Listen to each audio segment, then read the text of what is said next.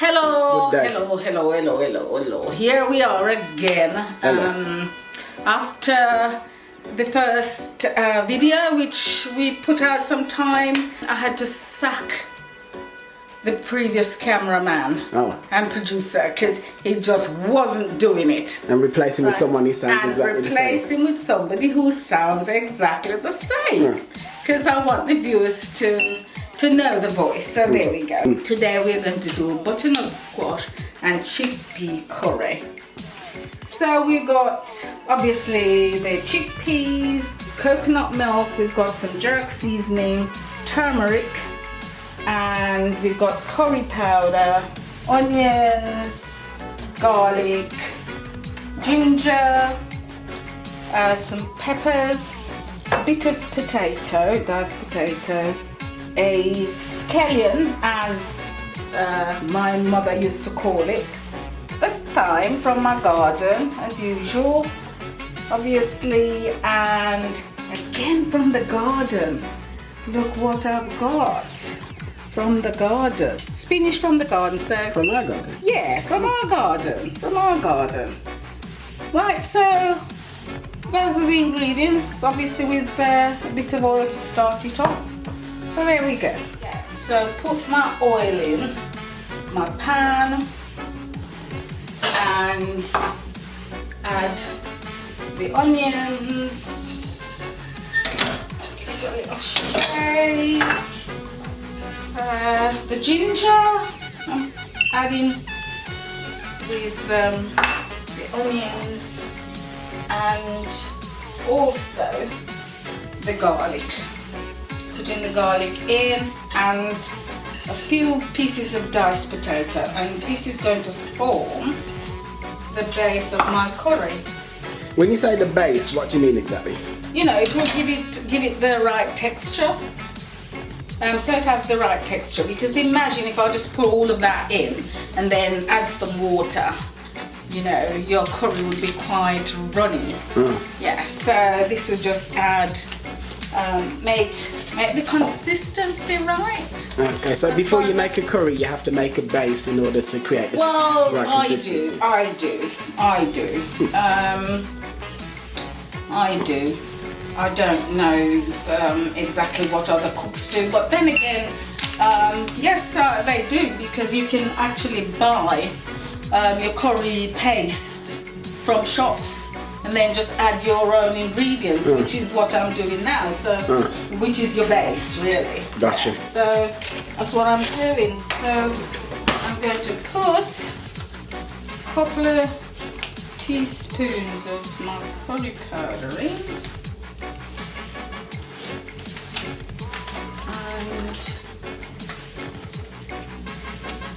Is this a particular type of curry, or is this just an Adasa original curry? Well, this is Adasa's curry. Yeah. You know, these are things. So I put in about a quarter teaspoon of turmeric into that. And what we're going to do now is just to let the onions and all the other ingredients that I've put in, just let it fry off a little bit. And for how long? Then probably for about 10 minutes or so, because I don't want it to burn. So therefore you got to do it slowly. And then this is going to be the base for our curry with... Yes, it smells good already. With yes, it does, doesn't it? With the coconut milk. So I'll add some of the coconut milk to it to form the base. After I sauteed off the onions and the garlic and the ginger, what I did do was to add about a pint of water to it. And also, what that does as well is prevent it from burning. Right, so now we're at the stage where everything is really nice and soft, and what I'm going to do is just, because I put in the garlic cloves whole, so I'm just going to just literally just mash everything together. Oh yeah. And then To turn it into a... So yeah, curry. the sauce. Yeah, so yeah, all this is, yeah, by doing this you can see. It makes sense that you'd do that. It's just I would never have thought that unless I saw it. But it makes a lot of sense now I'm looking at it. Yeah, well, that's what I do, and I suppose for people who uses curry paste from, you know, bought from the shop, that's the same thing really. Just like I've done mine myself, I've cooked it myself, which I like to do because I know exactly what's in it. So there we go. So as you can see, it's quite thick. What I'm going to do is to add, so I'll add the chickpeas, which I've washed off. So I've opened the tin obviously, and you know, sort of just run it under the tap. And then I'm going to add my butternut squash, which I've cut into like 1/4 of an inch dice pieces. Curries, as far as I'm concerned, right, the longer you cook them, the better. It's a dish, as far as I'm concerned, that you should not rush. Yeah. There's two things. If you're gonna try and rush making a curry, then you know you might burn it. Slow cooking just adds something to the flavour. Just makes it more flavoursome. So there we go. So if as you can see, everything's combined now. What I'm going to do now is to add. I'll add half of the coconut milk. Yeah. And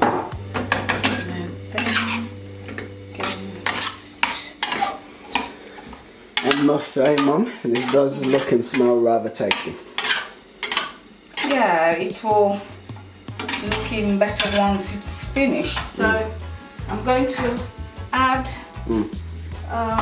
some water to this, probably about half a pint of water. Yeah, which I've already boiled in the kettle, so it's not cold. And so look, if you look, all the vegetables are just covered. Yeah. So. And then we're going to evaporate out some of this water, right? Yeah. So I'm just going to leave it now to cook, to simmer, and that should probably take about an hour. An hour? So, yeah. Oh. So I'll just leave it now to simmer for about an hour on a low heat. So I'll let it just boil first of all. So it boils up, and then I'll turn the heat down and just leave it to simmer. Okay. And then once that's done, we're nearly there really. I've got some Scotch bonnet pepper, which I'm gonna put in, but again, you know, that's for a bit of spice and zing. Yeah, but it's up to people's taste, so you don't have to add it. You could put the hot pepper sauce, and again, just put a little bit in at a time, and then taste it. For me, the Scotch bonnet pepper is quite strong, quite harsh. So I've got half of a small pepper here, but I'm literally going to put in just about 1/4 of it. See, it's hard. It was in the freezer, so that's why it looks a bit squashed. But I'm just going to put in half of that, and I'm going to put it in whole as well. I'm not going to cut it up. So when it's all done, if it's too hot, I can remove it.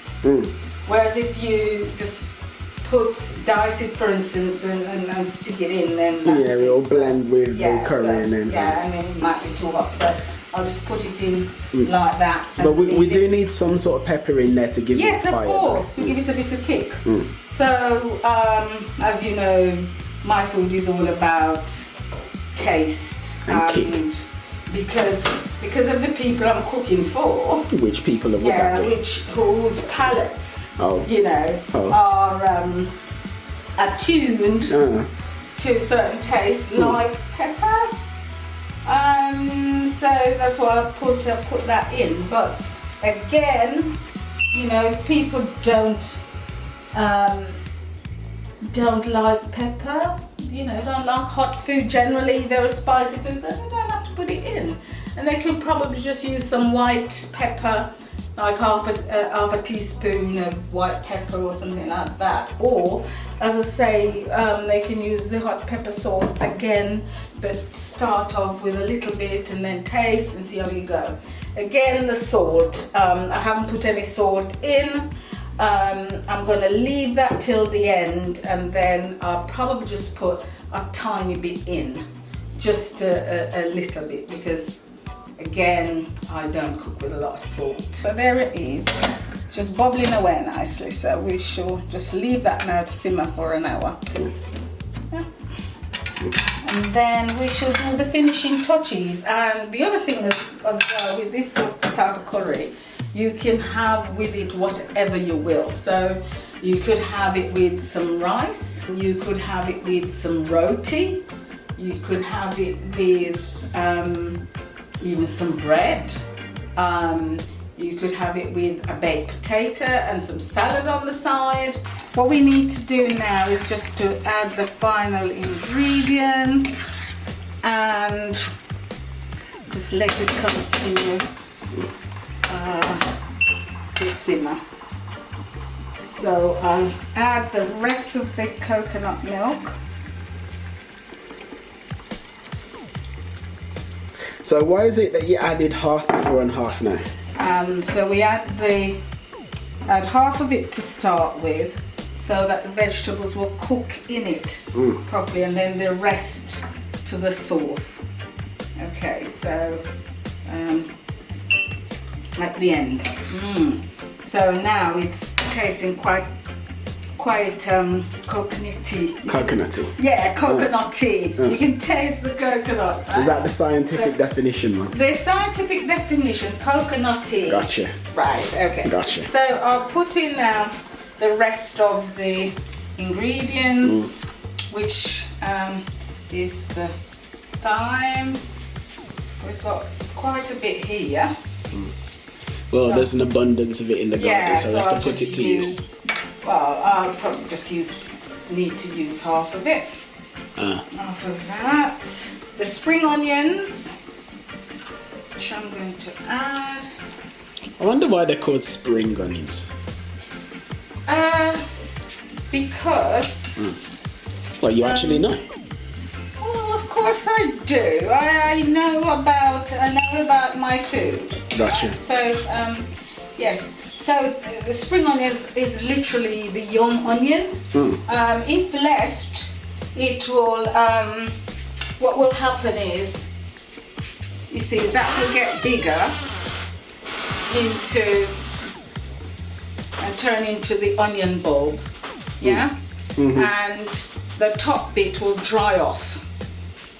Hence, you'll get an onion. So this is a spring onion, which is a baby onion. Yeah. But I'm not sure that actually explains why it's called a spring onion, though. Oh, I'm not quite sure about that. Why not a autumn onion or a summer onion? I suppose Maybe they come out spring in is spring. just a good word, you know? Yeah. So if you have a look now, we can see that our curry is coming together. It's looking quite nice. And I shall just add in a few bits. Yes, so I'm just adding all the final ingredients. Then we just allow that to cook off for a little while. So we're basically done now, it seems. Almost. So I'm just going to leave it now to simmer for possibly 15 minutes, and I shan't cover the pot either. I'm going to leave that open.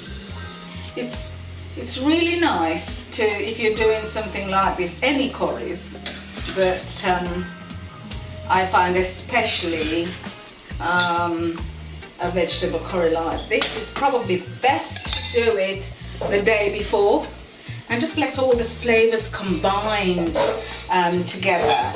So the following day, you know, it's really really lovely. But not to say you can't eat it straight away. Of course you can, but it's better if you leave it for a while. It's just nice if it's left for a day or so, I find. The taste is really, really lovely. It just develops, the taste develops. Yeah. And you know, if you can imagine all the seasonings coming together. So yeah. Yeah, I'd have never thought that if you didn't say it. So there we go. As you can see, what it looks like now. I should just leave it open. I shan't cover it, so this sauce can just thicken a little bit more as well. For probably 10 to 15 minutes, and we'll just stir it occasionally so it doesn't stick to the pan. Oh gosh, that pepper is so strong. Flipping hell. I only put in like a little bit, a quarter of